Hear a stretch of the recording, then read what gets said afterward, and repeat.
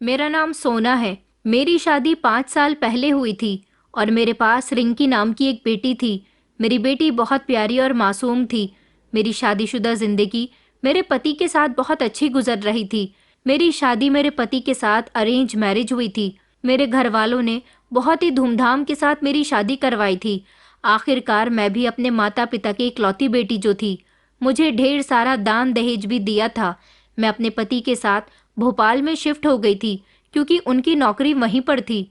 मेरे पति मेरा बहुत ख्याल रखते थे। उनकी नौकरी भी अच्छी थी। वो किसी कंपनी में मैनेजर का काम किया करते थे।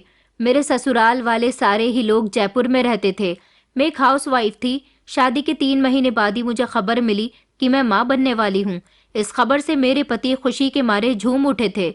उन्होंने प्रेगनेंसी के दिनों में मेरा पहले से भी ज्यादा ख्याल रखा था। सबसे ज्यादा ख्याल तो वो मेरे खाने पीने का रखते थे और मुझसे घर का ज्यादा काम भी नहीं करवाया करते थे।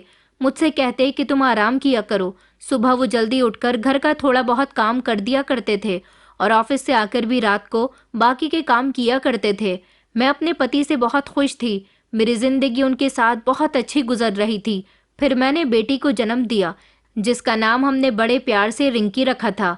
रिंकी को देखकर हम दोनों माता पिता के चेहरे पर मुस्कान आ जाती थी।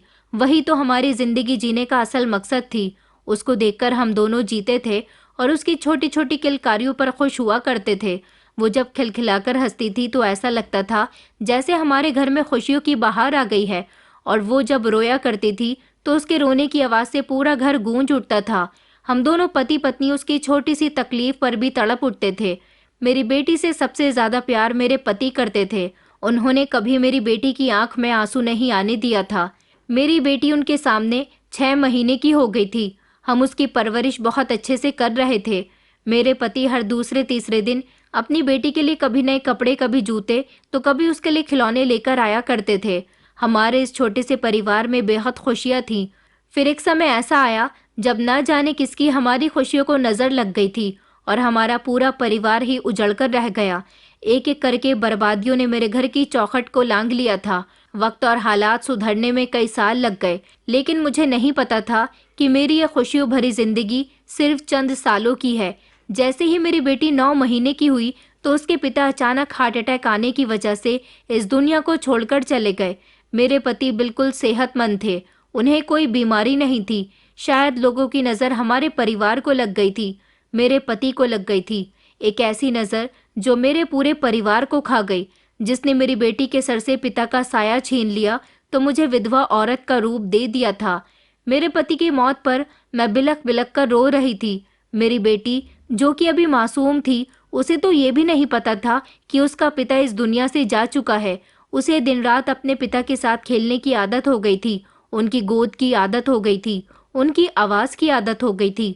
अपने पति के बिना मैं इस बच्चे की परवरिश कैसे करूंगी? बस मैं हमेशा यही सोचती रहती थी।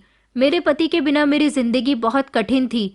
पति के जाने के बाद ससुराल वाले उनकी क्रियाकर्म पर आए थे, मगर उन्होंने भी मेरी कोई मदद न की।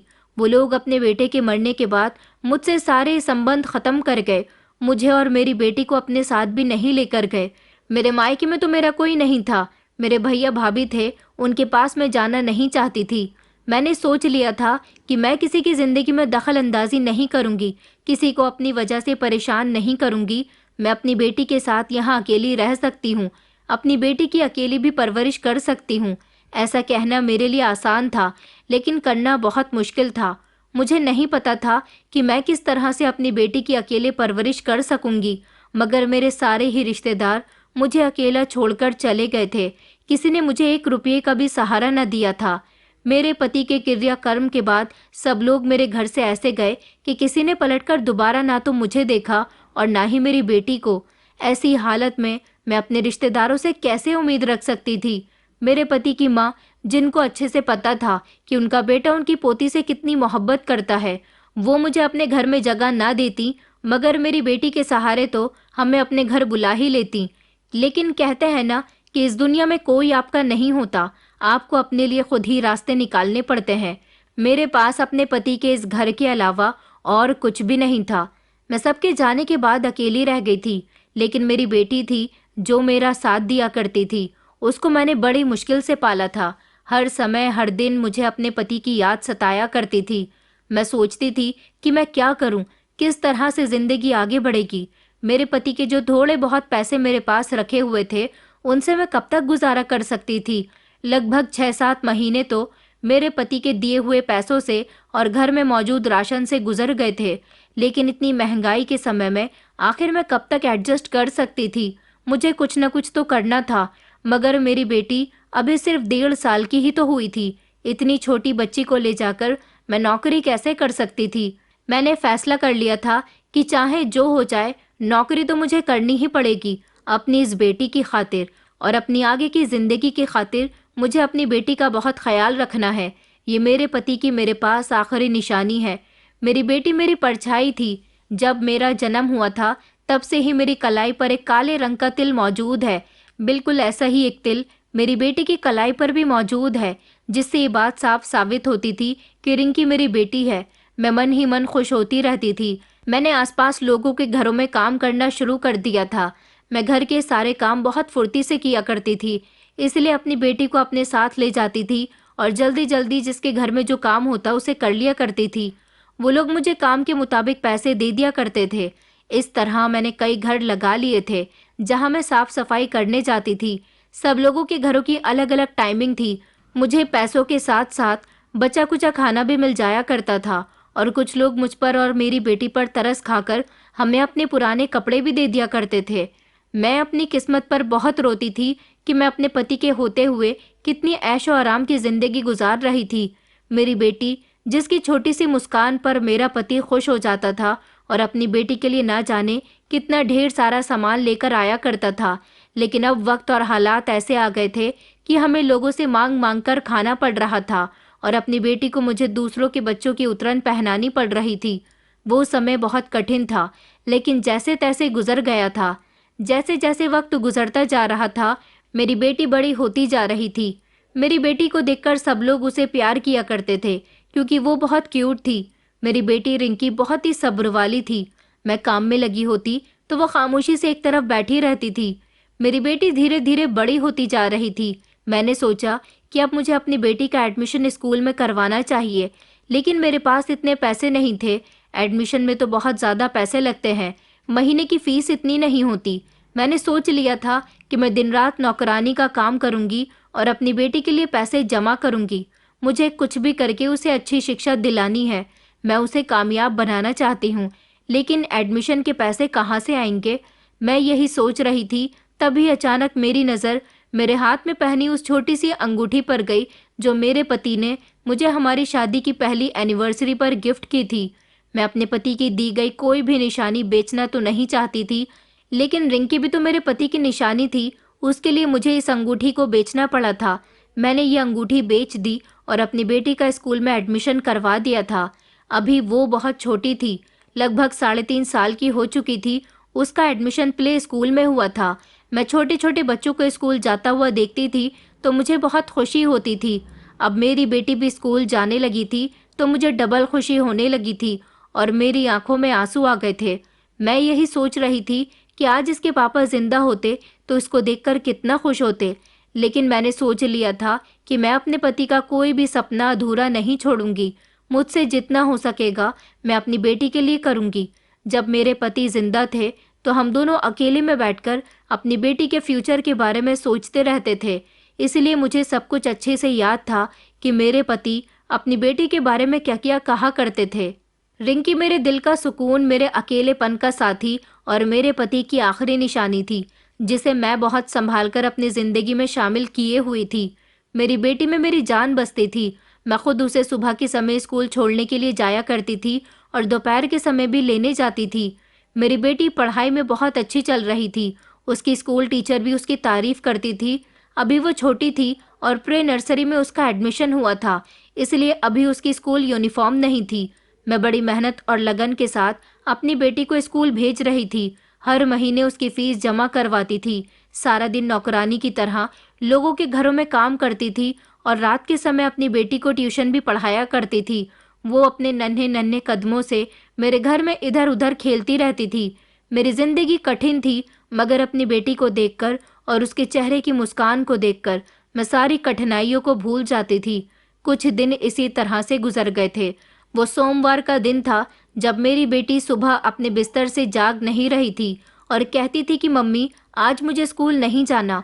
मैंने कहा, बेटा, अभी संडे की ही तो छुट्टी हुई थी ना तुम्हारी। सारी सहेलियां स्कूल में तुम्हारा इंतजार कर रही होंगी। तुम नहीं जाओगी तो वो तुम्हें याद करेंगी। मैंने अपनी बेटी को बहलाया फुसलाया था ताकि वो खुशी खुशी स्कूल चली जाए। पता नहीं क्यों आज सुबह सवेरे से मेरा दिल भी बहुत घबरा रहा था। मन तो मेरा भी कर रहा था कि रिंकी को स्कूल न भेजूं, मगर फिर सोचा कि अगर रिंकी के स्कूल की छुट्टी करवाई तो मुझे भी छुट्टी करनी पड़ेगी, क्योंकि मेरी बेटी जिस दिन स्कूल की छुट्टी करती थी उस दिन मैं कहीं नहीं जाती थी, सारा दिन अपनी बेटी के साथ रहती थी। अब मैंने उसे अपने साथ लेकर जाना छोड़ दिया था। वो इतनी बड़ी हो गई थी कि हमारी नई पड़ोसन उसकी देखभाल कर लिया करती थी। स्कूल से आने के बाद मेरी बेटी शाम तक उनके घर उनकी बेटी के साथ खेलती रहती थी। जब तक मैं अपने काम से फ्री हो जाती थी तब मेरी बेटी मेरे साथ घर आती थी। नई पड़ोसन बहुत अच्छी थी। उनकी बेटी से मेरी बेटी की दोस्ती हो गई थी और वो दोनों ज्यादातर एक दूसरे के साथ ही खेलती रहती थी। इस बात से मुझे बहुत सुकून मिला था कि नई पड़ोसन हर तरह से मेरी बेटी का ख्याल रखती थी। मैं रिंकी को स्कूल छोड़कर आ गई थी और फिर रूटीन के मुताबिक उसे स्कूल छोड़ने के बाद मैं अपने काम काज पर निकल गई थी। लेकिन आज जिस घर में मैं काम पर गई थी वहां पर मेहमान आए हुए थे और काम बहुत ज्यादा था। 12 बज चुके थे। मुझे अपनी बेटी को स्कूल से लाना था। मुझे उसकी फिक्र हो रही थी। जैसे ही मेरे हाथ का काम खत्म हुआ मैं फौरन ही उसे लाने के लिए वहां से निकल चुकी थी। मैं 10 मिनट लेट हो चुकी थी। रिंकी के स्कूल की छुट्टी हुई 10 मिनट गुजर चुके थे। 5-10 मिनट तो वैसे भी मैं लेट हो जाती थी। उसके स्कूल में जब तक माँ या पिता में से कोई भी बच्चों को लेने नहीं जाते थे तब तक स्कूल की नौकरानियां बच्चों को गेट से बाहर जाने नहीं देती थी। मैं इस बात से बेफिक्र रहती थी कि मेरी बेटी स्कूल में ही होगी, इसीलिए अगर मैं कभी कभार 5-10 मिनट लेट हो भी जाती थी तो मुझे उसकी ज़्यादा चिंता नहीं होती थी। लेकिन उस दिन तो सुबह सवेरे से ही मेरा मन बहुत चिंतित था। एक अजीब सी बेचैनी मेरे दिल में चल रही थी। इसलिए मैं जैसे ही अपनी बेटी को स्कूल से लेने के लिए गई तो काफ़ी देर तक गेट पर खड़ी रही थी। मैं हैरान हो गई थी कि बड़ी ही अजीब बात है कि अभी तक वो गेट से बाहर नहीं आई। मैंने सोचा कि मुझे स्कूल के अंदर जाकर ही देखना चाहिए। मैं जैसे ही स्कूल के अंदर गई तो मैंने देखा कि जिन बच्चों के पेरेंट्स अभी तक नहीं आए थे वो वहीं पर बैठे थे या फिर कुछ बच्चे इधर उधर खेल रहे थे। मैंने सोचा कि मेरी रिंकी भी इन बच्चों में ही शामिल होगी, मगर वो तो मुझे कहीं भी नजर नहीं आ रही थी। मैंने स्कूल के गेट पर मौजूद नौकरानियों से रिंकी के बारे में पूछा तो उन्होंने कहा कि आपकी बेटी यहीं कहीं होगी, मगर वो तो स्कूल के अंदर नहीं थी। मैंने स्कूल के बाहर निकलकर भी देखा, वो वहां पर भी नहीं थी। अपनी बेटी को ना पाकर मेरे हाथ पैर फूलने लगे थे। मुझे अजीब सी घबराहट होने लगी थी। वो कहाँ गई? मैं इधर उधर पागलों की तरह उसे तलाश करने लगी। मैंने स्कूल के स्टाफ पर भड़कना शुरू कर दिया कि मुझे 5-10 मिनट लेट क्या हो गया, आप लोगों ने मेरी बेटी का ध्यान नहीं रखा। वहां पर मौजूद स्टाफ खामोशी से मेरी बातें सुन रहा था। उन्होंने कहा कि आपकी बेटी स्कूल से कहाँ जाएगी, हम तो बड़ी देखभाल के साथ बच्चों को यहाँ से भेजते हैं और सबसे ज्यादा ध्यान तो छोटे बच्चों का ही रखा जाता है। मैंने कहा, तो फिर मेरी बेटी कहाँ गई? वो तो स्कूल ही आई थी और मैं स्कूल के टाइम के मुताबिक उसे लेने आ गई हूँ, तो फिर कहाँ है वो? मैंने तो जोर जोर से रोना शुरू कर दिया था। वहां पर मौजूद लोग मेरा तमाशा देख रहे थे। मेरे साथ तो कोई भी नहीं था जिसके साथ मिलकर मैं अपनी बेटी को तलाश करती, लेकिन फिर भी काफी समय तक मैं अपनी बेटी को पागलों की तरह वहां तलाश करती रही थी। पूरे स्कूल में मेरी बेटी को ढूंढ लिया गया था। मेरी बेटी कहीं भी नहीं मिली थी। अब मेरे पास पुलिस के पास जाने के अलावा कोई दूसरा रास्ता नहीं था। मेरी बेटी को गायब हुए 6 घंटे गुजर गए थे। मैंने पुलिस को बताया कि सुबह मैं खुद उसे स्कूल छोड़कर आई थी, लेकिन जब मैं छुट्टी पर उसे लेने गई तो वो वहां पर मौजूद नहीं थी। उसकी क्लास के साथ वाले बच्चों ने बताया कि वो उनके साथ क्लास में थी, लेकिन छुट्टी पर वो कहाँ गई किसी को पता नहीं चला। स्कूल के बाहर लगी सीसीटीवी फुटेज में देखा गया था कि वो स्कूल से बाहर निकल गई थी, लेकिन उसके बाद वो कहाँ गई उसका कुछ पता ही नहीं चल पा रहा था। पुलिस उसे ढूंढ रही थी। मेरी मासूम बच्ची कहाँ होगी, किस हाल में होगी, मेरी कुछ समझ नहीं आ रहा था। मैं तो पागल हो चुकी थी। रो रो कर मेरा बुरा हाल हो गया था। बस मैं भगवान से प्रार्थना कर रही थी कि कहीं से भी मेरी बेटी वापस आ जाए।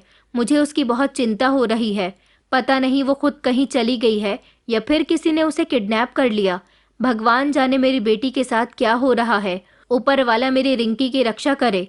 इसी तरह से रोते धोते 3 दिन गुजर गए थे, लेकिन मेरी बेटी का अभी तक कोई पता नहीं चल सका था। पुलिस वाले कहने लगे कि हमने आपकी बेटी को हर तरफ तलाश कर लिया, अभी तक हमें आपकी बेटी का कहीं से भी कुछ पता नहीं चल सका। जैसे ही हमें आपकी बेटी के बारे में कुछ पता चलेगा, हम आपको फौरन ही खबर करेंगे। मेरा दिल टूट चुका था। मैं अपनी बेटी को दिन रात याद कर रही थी। उसकी फिक्र में सब कुछ भूल चुकी थी। एक वही तो मेरे अकेलेपन का साथी थी। बस मेरी ऊपर वाले से यही प्रार्थना थी कि मेरी बेटी जल्द से जल्द मेरे पास आ जाए। अगर वो मुझे नहीं मिली तो मैं उसके पिता को क्या मुंह दिखाऊंगी कि उनके जाने के बाद मैं उनकी बेटी की रक्षा न कर सकी। शायद ऊपर वाले को कुछ और ही मंजूर था। लाख कोशिशों के बावजूद भी मेरी बेटी मुझे कहीं नहीं मिल सकी थी और इसी तरह कई दिन गुजर गए थे। अब मुझे ना तो अपने खाने पीने का होश रहता था और ना ही ये पता था कि मैं जिंदा भी हूँ या नहीं। मैं अपने घर के कोने में भूखी प्यासी पड़ी रहती थी। मेरी आंखें दरवाजे पर लगी रहती थी कि कब मेरी बेटी आएगी और मैं उसे अपने सीने से लगा लूंगी। मेरी आंखें रिंकी को देखने के लिए तरस रही थी। आस पड़ोस के लोगों को मुझ पर तरस आता तो वो लोग मुझे ज़बरदस्ती खाना खिलवा दिया करते थे। मुझे समझाया करते थे कि तुम्हारी बेटी एक दिन वापस ज़रूर आएगी, लेकिन वो दिन कब आएगा, मैं हर किसी से यही सवाल करती थी। वक्त और हालात ने मुझे उम्र से ज़्यादा बूढ़ा कर दिया था। मैं बीमार और कमज़ोर रहने लगी थी। दिन इसी तरह से गुजरते जा रहे थे। अपनी बेटी के आने की आस में कई साल गुजर गए। मैं अपनी मौत की प्रार्थना करती थी, लेकिन मौत भी अभी नहीं आ रही थी।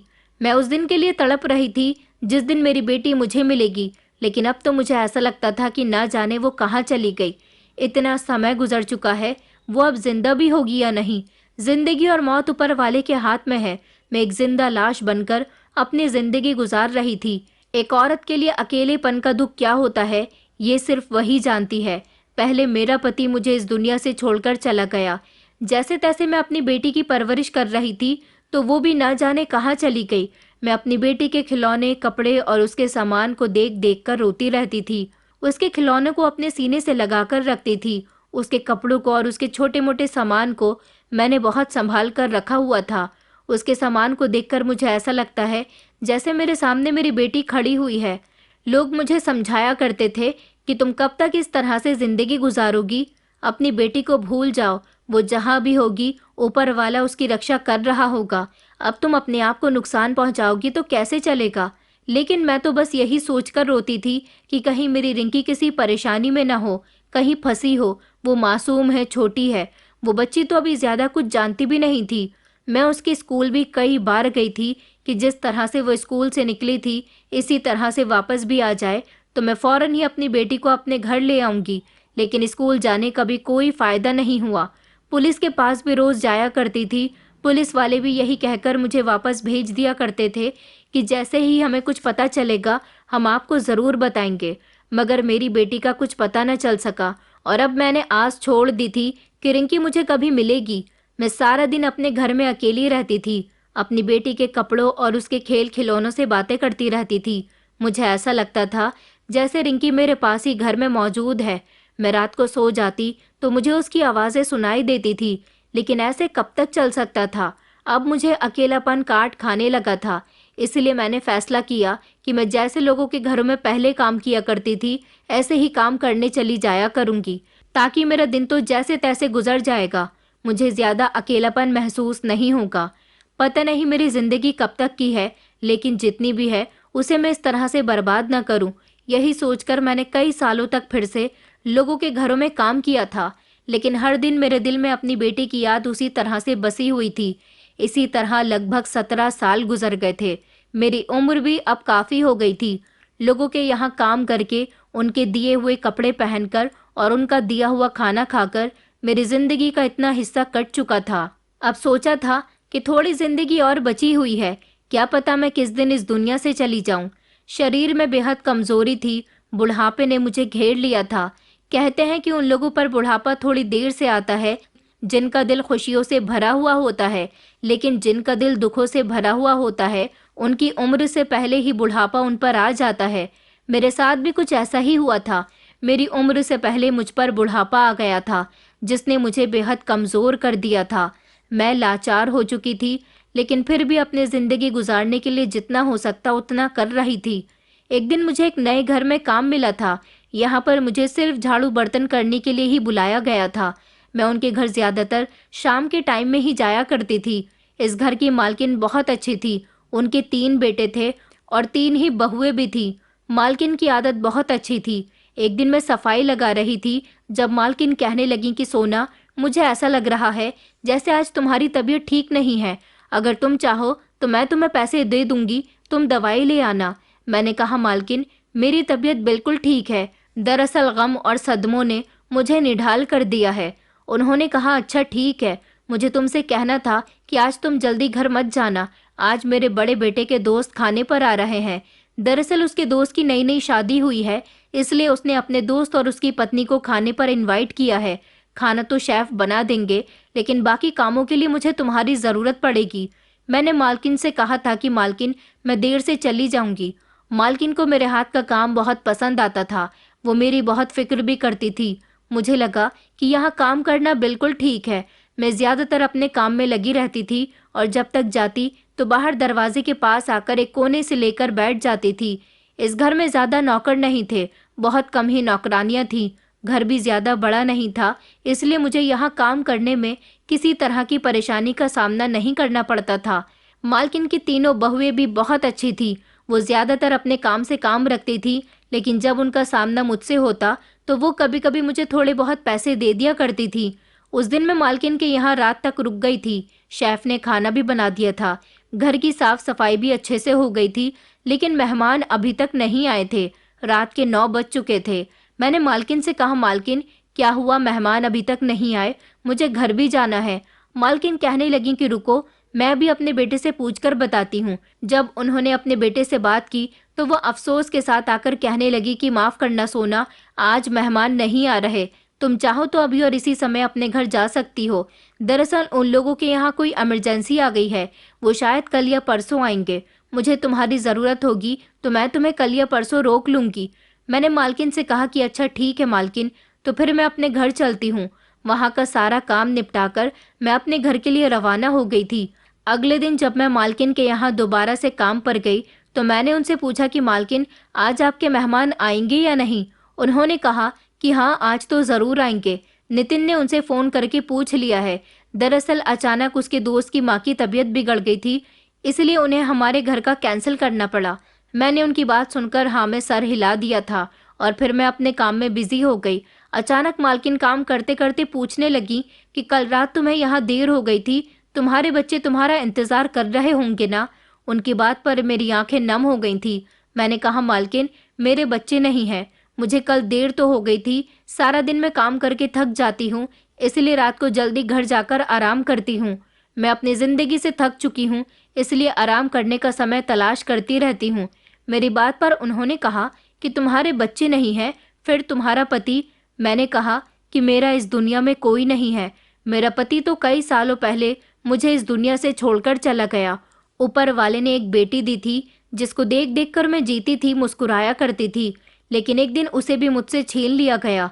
मेरी इतनी सी बात पर ही मालकिन के मुंह से एक झटके से ही निकला, क्या तुम्हारी बेटी भी इस दुनिया में नहीं है। मैंने फौरन उनको देखा, जिस पर वो शर्मिंदा हुई। कहने लगी, अरे मेरा वो मतलब नहीं था, मेरा मतलब है कि फिर तुम्हारी बेटी कहाँ गई। मैंने कहा, पता नहीं मेरी बेटी कहाँ गई, इस दुनिया में है भी या नहीं, या फिर ऊपर वाले के पास चली गई है। उन्होंने कहा, क्या मतलब। मैंने अपनी साड़ी के पल्लू से आंसू साफ करते हुए उनको बताया कि एक दिन वो स्कूल गई थी और फिर जब छुट्टी के समय मैं उसे लेने के लिए गई तो उसका कुछ पता नहीं चला। इस बात को तकरीबन 17 साल गुजर चुके हैं, आज तक मुझे अपनी बेटी नहीं मिली। उसी की याद में तो मैं ऐसी हो गई हूँ। इतना कहकर मैं फूट फूट कर रोने लगी थी। मालकिन ने मुझे तसल्ली दी और कहने लगी कि तुम फिक्र मत करो, तुम्हारी बेटी को कुछ नहीं हुआ होगा, ऊपर वाला तुम्हें तुम्हारी बेटी से ज़रूर मिलवा देगा। मैंने मालकिन की तरफ देखकर कहा, लेकिन मालकिन, अगर वो इस दुनिया में नहीं हुई तो मैं कैसे अपनी बेटी से मिलूंगी। तो उन्होंने कहा कि तुम हमेशा ऊपर वाले से प्रार्थना करती हो ना अपनी बेटी की सलामती की। मैंने कहा, जी, मैं तो हर दिन अपनी बेटी के लिए प्रार्थना करती हूँ कि वो हमेशा खुश रहे, वो जहाँ भी हो हमेशा सलामत रहे। उन्होंने कहा, तो फिर तुम्हारी बेटी बिल्कुल ठीक और सही सलामत होगी, क्योंकि एक माँ जब अपने बच्चों के लिए प्रार्थना करती है तो ऊपर वाला उसे कभी भी खाली नहीं जाने देता, उसके बच्चों की हमेशा रक्षा करता है। तुम फिक्र मत करो, अगर तुम्हारी बेटी इस दुनिया में है तो वो जरूर तुम्हें मिलेगी। मालकिन ने मुझे तसल्ली दिलाई थी। मालकिन ने जितने भी शब्द कहे थे, ऐसा सिर्फ उन्होंने ही नहीं बल्कि ना जाने कितने लोगों ने मुझसे कहा था, लेकिन मेरा दिल नहीं मानता था। मेरा दिल कहता था कि पता नहीं वो कौन सा समय आएगा जब मेरी बेटी मेरी आंखों के सामने होगी और मैं उसे अपने सीने से लगाऊंगी। उस दिन मुझे अपनी बेटी की बहुत याद आ रही थी, क्योंकि काफी समय बाद किसी को मैंने अपनी बेटी के साथ हुए हादसे के बारे में बताया था। शाम का समय हुआ तो मालकिन कहने लगी कि मेहमान आ रहे हैं, सारा इंतजाम बहुत अच्छे से करना। मैंने उन्हें तसल्ली दिलाई कि मैं साफ सफाई का बहुत ख्याल रखूंगी, सब कुछ ठीक होगा। रात के लगभग 9 बजे के समय मालकिन के घर एक नया शादीशुदा जोड़ा खाने पर आया था। लड़की बहुत ही सुंदर थी, लड़का भी अच्छा था। वो लोग पहले तो काफी देर तक बातचीत करते रहे, उनका चाय नाश्ता हुआ, फिर उसके बाद लगभग 10:30 बजे के समय उन सब लोगों ने डिनर किया। जब वो लोग खाना खा चुके तो मैं और मेरे साथ की दूसरी नौकरानी खाने की टेबल से बर्तन उठाने के लिए जैसे ही पहुंचे तो मेरी नज़र उस नई नवेली दुल्हन की कलाई पर गई, जो यहाँ पर मेहमान के तौर पर आई हुई थी। मैं तो उसकी कलाई को देखकर दंग ही रह गई थी। 1 मिनट के लिए मैं वहां पर जमकर रह गई थी। मैंने गौर से उसकी कलाई को देखा और फिर अपनी कलाई पर देखा। उसकी कलाई पर बिल्कुल वैसा ही तिल था जैसा मेरी कलाई पर था, और ऐसा ही तिल मेरी बेटी की कलाई पर भी था। कहीं ये मेरी बेटी रिंकी तो नहीं? ये सोच आते ही मेरे दिमाग में एक अजीब सी हलचल होने लगी। मेरा शरीर कांप उठा और यही सब सोचते हुए मेरे हाथ में मौजूद कांच के बर्तन जमीन पर धड़ाम से गिर पड़े थे। वो बर्तन जमीन पर गिरते ही एक जोरदार आवाज आई थी और वो चूरा चूरा हो चुके थे। वहां पर मौजूद सारे ही लोगों ने एक झटके से मेरी तरफ देखा था, लेकिन मैं अपने होश में न रही। मैं फौरन ही दौड़कर उस लड़की की तरफ गई। उसने आधी बाजू का ब्लाउज पहना हुआ था, जिसमें उसकी कलाई साफ साफ नजर आ रही थी। मैंने झटके से उसकी कलाई पकड़ ली और कहा कि रिंकी, मेरी बेटी तुम कहाँ थी? मैंने उसके चेहरे पर हाथ लगाया तो वो पीछे हो गई। उसके पति ने भी उसे थाम लिया और कहने लगा, ये क्या हो रहा है? इतने में ही मालकिन भी बोल पड़ी और कहने लगी कि सोना, ये तुम क्या कर रही हो? मैंने कहा, मालकिन मालकिन ये मेरी बेटी है रिंकी, देखिए मेरी बेटी है। रिंकी बेटा, तुम कितनी सुंदर हो गई हो, तुम मेरी बेटी हो बेटा, तुम मुझसे दूर क्यों हो रही हो? वो मुझे अजीब सी नजरों से देख रही थी और घबरा रही थी, मुझसे पीछे हटने की कोशिश कर रही थी। मैंने कहा, बेटा मुझसे दूर मत जाओ, मैं तुम्हारी माँ हूँ, तुम्हारी सगी माँ, जिसने तुम्हें जन्म दिया। इतने में ही मालकिन का बेटा नितिन कहने लगा, मम्मा ये औरत क्या कर रही है? देखिए भाभी घबरा रही है। उसने कहा, भाभी चलिए हम लोग दूसरे रूम में बैठते हैं, लगता है ये तो सठिया गई है। मैं जल्दी से दौड़कर फिर से उसके करीब गई और कहा कि नहीं बेटा, मेरी बात का यकीन करो, मैं तुम्हारी माँ हूँ। अगर तुम्हें मेरी बात का यकीन नहीं आता तो देखो तुम्हारी कलाई पर जो तिल का निशान है, ऐसा ही तिल मेरी कलाई पर भी है। देखो, मेरी बेटी 4 साल की थी जब स्कूल से कहीं खो गई थी। बेटा तुम ही हो वो। जब तुम यहाँ आई थी तो तुम्हें देखते ही मेरी आंखों में एक अजीब सी चमक आ गई थी। मुझे ऐसा लगा था जैसे तुमसे मेरा कोई पुराना रिश्ता है, और अब तुम्हारे हाथ पर मौजूद ये तिल देखकर मुझे पक्का यकीन हो गया कि तुम मेरी वही खोई हुई बेटी हो जो 17 साल पहले खो गई थी। अभी तक वो बेचारी कुछ नहीं बोल रही थी, लेकिन अब उसने नजर उठाकर मुझे देखा और कहने लगी, व्हाट नॉनसेंस। इतना कहकर वो अपने पति के साथ आगे बढ़ गई। मैं अभी उसे नम आंखों से देखती रह गई थी जब मालकिन ने मुझे बाजू से पकड़कर झटका मारा और कहने लगी कि सोना, तुम पागल हो गई हो क्या? तुम्हारी हिम्मत कैसे हुई हमारे मेहमानों से इस तरह की बात करने की? वहां पर मालकिन की बहू भी खड़ी हुई थी। उन्होंने कहा, मम्मी जी देखिए तो बेचारी रितिका को, इसकी हालत कितनी खराब हो गई है। वो भी हमारे बारे में सोच रही होगी कि हमने कैसे कैसे नौकरों को रखा हुआ है। मालकिन के चेहरे पर गुस्सा नजर आ रहा था और उनकी बहू के चेहरे पर भी। मालकिन ने कहा कि आइंदा तुम हमारे मेहमानों के साथ ऐसी बदतमीजी मत करना। मैंने कहा, मालकिन मैं सच कह रही हूँ, ये मेरी ही बेटी है। अभी मैं मालकिन से इस बारे में बात कर ही रही थी कि वो लड़की दोबारा से वहां आ गई। उसने मालकिन की तरफ देखकर कहा कि आंटी हम लोग चलते हैं, मेरी तबीयत ठीक नहीं है। इतने में ही मालकिन का बेटा नितिन कहने लगा कि माँ, आपकी नौकरानी की ऐसी हरकत की वजह से भाभी को अपनी तबीयत ठीक नहीं लग रही। आकाश और भाभी यहाँ से जा रहे हैं। सारा मूड ही खराब कर दिया आपकी इस नौकरानी ने। मैंने उनके सामने हाथ जोड़ दिया और कहा कि बेटा, तुम्हें मेरी ममता पर भरोसा नहीं है। हाँ, तुम्हें भरोसा होगा भी कैसे, क्योंकि तुम तो 4 साल की थी जब तुम मुझे जानती थी, लेकिन मैं तुम्हारी माँ हूँ। एक माँ अपनी औलाद को कभी पहचानने में गलती नहीं कर सकती और ना ही उसे भूल सकती है। वो लड़की कहने लगी कि आपके पास क्या सबूत है कि मैं आपकी बेटी हूँ? मैं इस शहर के सबसे बड़े बिजनेसमैन की बेटी हूँ, जिन्होंने बचपन से लेकर अब तक मुझे पाला है और अपने ही हाथों से मेरी शादी भी आकाश के साथ की है। इतने में ही उसका पति आकाश कहने लगा कि हाँ, जब आप इतने यकीन के साथ कह रही हो कि रितिका आपकी बेटी है, तो फिर कोई सबूत दिखाइए ताकि हमें भी यकीन हो सके। मैंने कहा, मेरे पास मेरी ममता के अलावा कोई दूसरा सबूत नहीं है। हाँ, एक ये सबूत है कि इसकी कलाई पर मौजूद तिल बिल्कुल वैसा ही है जो बचपन में मेरी बेटी की कलाई पर था और मेरी कलाई पर भी है। इस बात पर उसका पति हंसने लगा और कहने लगा कि तिल तो इंसान की बॉडी पर कहीं भी हो सकते हैं, इसका मतलब ये नहीं कि उनका एक दूसरे से कोई ना कोई कनेक्शन हो। मैंने रोते हुए कहा, लेकिन तुम्हारी पत्नी का मेरे साथ बहुत गहरा कनेक्शन है। मैंने उसे जन्म दिया है। मैं अपनी बेटी को पहचान गई हूँ। यही मेरी रिंकी है जो आज तुम्हारी पत्नी है। मैंने कहा कि अच्छा, तुम लोगों को मेरी बात पर यकीन नहीं आता। मैं धीरे धीरे चलती हुई रितिका के पास गई और उससे कहा कि तुम मुझे अपने जन्म के समय से लेकर अपनी 4 साल की आयु तक की कोई फोटो लाकर दिखाओ, तब मैं मान लूंगी कि तुम मेरी बेटी नहीं हो। तुम्हारे पास तुम्हारे जन्म की कोई तो तस्वीर होगी जो तुम्हारे माता पिता के पास मौजूद होगी। वो मेरी बात सुनकर गहरी सोच में पड़ गई। मालकिन का बेटा नितिन कहने लगा, हाँ हाँ भाभी, आपके पास आपके बचपन की फोटो होगी ना, वो लाकर इनको दिखा देना ताकि इनका वहम खत्म हो जाए। मैंने बड़े ही गुरूर और घमंड के साथ कहा कि तुम्हारे पास तुम्हारे जन्म के समय की एक फोटो नहीं होगी बेटा, क्योंकि वो तस्वीरें, वो यादें, वो लम्हे तो तुमने मेरे साथ बिताए थे और अपने पिता के साथ। वो फोटो मेरे पास है, यहाँ तक कि जब तुम 3 साल की थी तब का फोटो भी मेरे पास मौजूद है।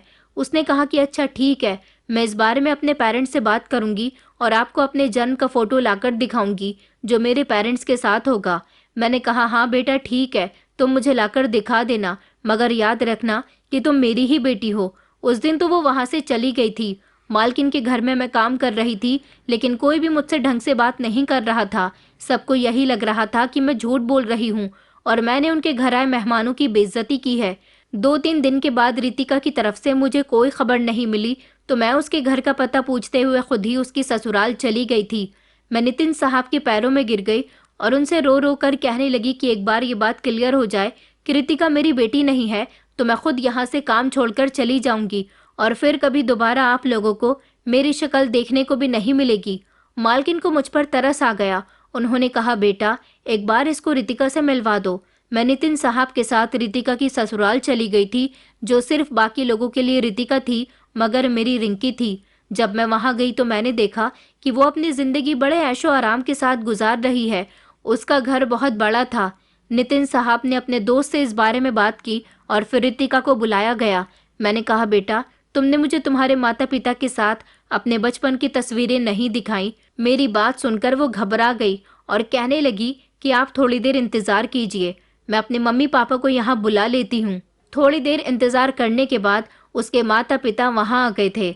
मैं एक तरफ खड़ी हुई थी, मेरी आंखों में आंसू थे, दिमाग में तकलीफ थी और दिल में ये यकीन था कि रितिका ही मेरी रिंकी है। जब वो लोग वहां आए तो उनको पूरी बात बताई गई। रितिका की माँ कहने लगी कि तुम पागल हो गई हो क्या? ये किस तरह का इल्जाम हम पर लगाया जा रहा है? तुम्हारा मतलब है कि रितिका तुम्हारी बेटी है? ऐसा नहीं हो सकता, रितिका मेरी बेटी है। मैंने कहा, मालकिन आप क्यों झूठ बोलती हो? अपने दिल पर हाथ रखकर और अपनी बेटी के सर पर हाथ रखकर इसकी कसम खाकर कहिए कि क्या सच में आपने इसे जन्म दिया है? दूसरी ही तरफ मैंने उसके पिता की तरफ देखकर कहा, क्या आप भी इस बात की कसम खा सकते हैं कि ये आपका खून है? देखिए, मैं आपके आगे हाथ जोड़ती हूँ, आपके पैर पकड़कर आपसे विनती करती हूँ कि जो भी सच है प्लीज बता दीजिए। मेरी बातें सुनकर उसके माता पिता शर्मिंदा हो गए थे। रितिका भी कहने लगी कि मम्मी पापा, आप मेरे जन्म के समय का वो फोटो लेकर आए ना जो आप दोनों के साथ है, तो वो दिखाइए इनको अभी और इसी समय। रितिका की पिता की आंखों में आंसू आ गए थे।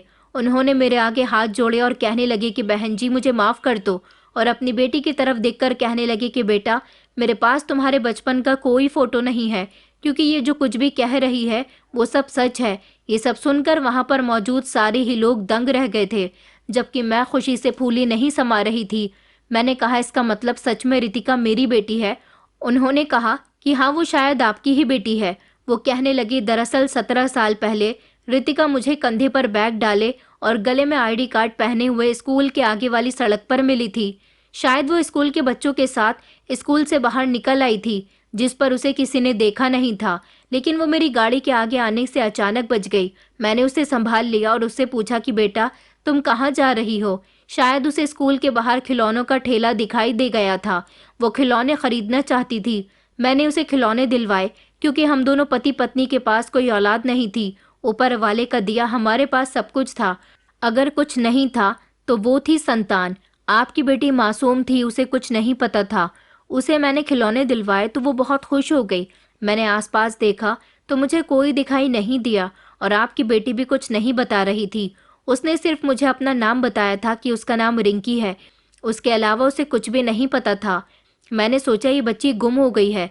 मैंने ये बात गाड़ी में बैठी अपनी पत्नी को बताई तो उसने कहा कि देखिए, मैं आज तक औलाद के लिए तड़प रही हूँ। ये बच्ची हमारे लिए ऊपर वाले की देन है। मैंने अपनी पत्नी को डांटा और कहा कि तुम इस बच्ची पर अपनी नीयत खराब कर रही हो। ये किसी की औलाद है। हमें उसकी गोद उजाड़कर अपनी गोद को रोशन नहीं करना चाहिए। मैं इसके माता पिता को तलाश करूंगा। लेकिन मेरी पत्नी ने मुझे रोक दिया और कहा कि अगर इसको अपनी बेटी बनाकर इसकी परवरिश करें तो क्या बुरा है, हम भी तो इसे बहुत सारा प्यार देंगे ना। मैंने कहा, मगर इसके असली माता पिता इसे तलाश करते हुए मेरे पास आ गए तो मैं उन लोगों को क्या जवाब दूंगा? मेरी पत्नी ने कहा कि आप फिक्र मत करो, अगर इसके माता पिता आ गए तो हम उनसे कोई भी बहाना कर देंगे। मुझे लगता है कि इसके माता पिता हम तक नहीं पहुंच सकेंगे, क्योंकि हम इसे लेकर कहीं दूर चले जाएंगे। वो लोग अपनी बेटी को तलाश कर ही नहीं पाएंगे। मेरी पत्नी ने जब ये बात मेरे दिमाग में डाली तो मैंने भी सोचा कि हम दोनों पति पत्नी न जाने कब से संतान के लिए तरस रहे हैं। अगर इसको हम अपनी औलाद की तरह पालेंगे तो शायद हमारी ख्वाहिश पूरी हो जाएगी। मैंने उसी समय इस बच्ची को अपनी गाड़ी में बिठा लिया और कुछ सालों के लिए इसे अपने साथ अमेरिका ले गया। रिंकी अपनी माँ को याद करके रोया करती थी, माँ माँ कहती थी, तो मेरी पत्नी ने उसे संभाला, उसकी परवरिश बहुत अच्छे से की, उसे किसी चीज़ की कमी नहीं होने दी। हमें इससे मोहब्बत हो गई थी। यह हमारी जिंदगी का हिस्सा बन गई। हमने इसका नाम रिंकी से रितिका रख दिया, और जब इसकी उम्र 18 साल हो गई तो इसे यहाँ लेकर आ गए थे। हमने सोचा कि अब ये जवान हो चुकी है, कभी इसे कोई नहीं पहचान सकेगा, और इसके असली माता पिता को भी कभी पता नहीं चलेगा कि उनकी बेटी कौन है। दरअसल कुदरत का करिश्मा देखिए कि आपने अपनी बेटी को पहचान लिया। आपकी बेटी अब 20 साल की हो चुकी है। हमने उसकी शादी भी कर दी है। मैं आपके आगे हाथ जोड़कर माफ़ी मांगता हूँ। मैंने और मेरी पत्नी ने आपकी बेटी के साथ कुछ गलत नहीं किया। रितिका को हमने सारी जिंदगी बहुत प्यार दिया, बहुत नाजों से पाला। उनकी बताई हुई पूरी बात सुनकर मेरी आंखों में आंसू आ गए थे। रिंकी भी वहां पर खड़े होकर फूट फूट कर रो रही थी। मैंने उनको बताया कि मैंने किस तरह अपनी बेटी की परवरिश की थी और उसके पीछे मैं कितना परेशान रही हूँ। वो लोग मेरी कहानी सुनकर दंग रह गए थे और उनकी आंखों से आंसू नहीं रुक रहे थे। वो दोनों पति पत्नी मेरे सामने हाथ जोड़कर माफ़ी मांगने लगे। ये सब सच में कुदरत का करिश्मा था। शायद ऊपर वाले ने उसकी ज़िंदगी में इन लोगों का प्यार लिखा था। मेरी बेटी शायद मेरे पास होती तो आज इतनी कामयाब इंसान की पत्नी ना होती और ना ही इतनी पढ़ी लिखी होती। मेरी बेटी के सामने जब पूरी बात आ गई तो वो मेरे गले लगकर फूट फूट कर रोने लगी। वहाँ पर मौजूद सारे ही लोग हैरान खड़े हुए थे। सभी लोग मुझसे अपने गलत व्यवहार की माफ़ी मांग रहे थे, लेकिन मुझे किसी की कोई परवाह नहीं थी। मुझे सिर्फ खुशी इस बात की थी कि मुझे मेरी बेटी वापस मिल गई थी। मैं कभी अपनी बेटी को गले लगाती, कभी उसका माथा चूमती, तो कभी उसके शरीर को छू छू कर देख रही थी, क्योंकि मुझे अपनी आंखों पर विश्वास नहीं हो रहा था कि मेरी आंखों के सामने मेरी बेटी ही खड़ी हुई है। सब लोगों के सामने जब हकीकत आई तो सबको इस बात पर यकीन हो गया था कि एक माँ की प्रार्थनाएं कभी खाली नहीं जाती। ऊपर वाला कभी कभी हमारे साथ कुछ ऐसे करिश्मे कर देता है जिनको देखकर लोग हैरान रह जाते हैं। मेरी बेटी और उसके पति ने कहा था कि अब आप हमारे साथ रहोगी और हमें छोड़कर कहीं नहीं जाओगी। मेरी बेटी कहने लगी कि माँ, बचपन में मैं आपसे जुदा हो गई, लेकिन अब आपसे जुदा नहीं होना चाहती। आप मेरे घर में मेरे साथ रहोगी। आपका कोई सहारा नहीं है, मैं आपको सहारा दूंगी। एक वक्त था जब आपने मेरे लिए सब कुछ किया, और अब जो समय बीत चुका है वो सारा समय मैं आपके साथ गुजारना चाहती हूँ। मैंने उन दोनों पति पत्नी को भी माफ कर दिया था जो मेरी बेटी को अपने साथ ले गए थे। मेरी बेटी ने कहा कि वो अपने माता पिता को भी कभी नहीं भूल सकती, क्योंकि उन्होंने उसकी परवरिश में कोई कमी नहीं छोड़ी, और वो मुझे भी नहीं भूल सकती। इस तरह उसकी दो दो माँ हो गई थी। मेरे दामाद के माता पिता इस दुनिया में नहीं थे। वो अकेला ही अपने घर में रहता था। उसने मुझे अपने घर में जगह दे दी और आज मैं अपनी बेटी के साथ उसके घर में रहती हूँ। मेरी बेटी और मेरा दामाद मेरा बहुत ख्याल रखते हैं। अब मुझे अपनी बेटी के साथ साथ दामाद के रूप में ऊपर वाले ने एक बेटा भी दे दिया था, जो मेरा अपनी माँ की तरह ख्याल रखता था। आज मैं ऊपर वाले के किए गए फैसलों पर बहुत खुश हूँ। वो जब चाहे इंसान की झोली भर सकता है और जब चाहे उसकी झोली खाली भी कर सकता है। मैं बहुत खुश हूँ। ऊपर वाले ने मुझसे मेरी जिंदगी के जितने भी रंग छीन लिए थे, वो सारे ही रंग मेरी बेटी और दामाद के आ जाने से मेरी जिंदगी में भर गए और मेरी जिंदगी फिर से रंगीन हो गई। दोस्तों, उम्मीद करती हूँ आपको हमारी कहानी पसंद आई होगी। कहानी पसंद आई है तो वीडियो को लाइक करें, चैनल पर नए हैं तो चैनल को सब्सक्राइब करें और हाँ, नोटिफिकेशन बेल को ज़रूर दबाएं ताकि अगली अपडेट सबसे पहले आपको मिले।